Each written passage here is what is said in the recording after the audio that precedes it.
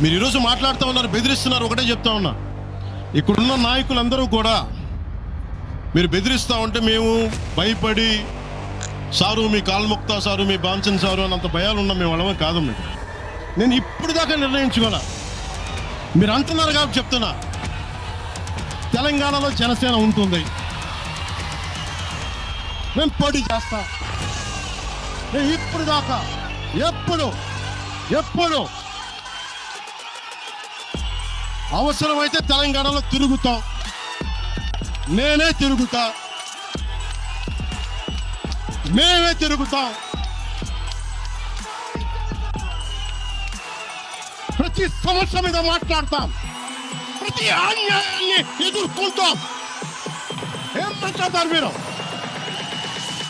ఇది తెలంగాణ భారతదేశంలో అంతర్భాగం.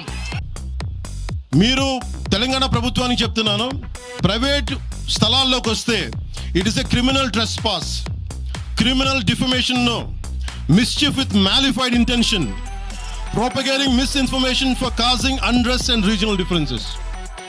దాదాపు 4 కోట్ల జనాభా ఉన్న తెలంగాణలో జనసేన తిప్పికొడితే 1,00,000 మంది పైన కూడా లేరు. 2,000 మంది జన సైనికులతోటి సాధకులతోటి మేము సభ పెట్టుకుందామంటే మీరు దీనికి పర్మిషన్ ఇవ్వకపోతే మేము ఏం చేస్తాం?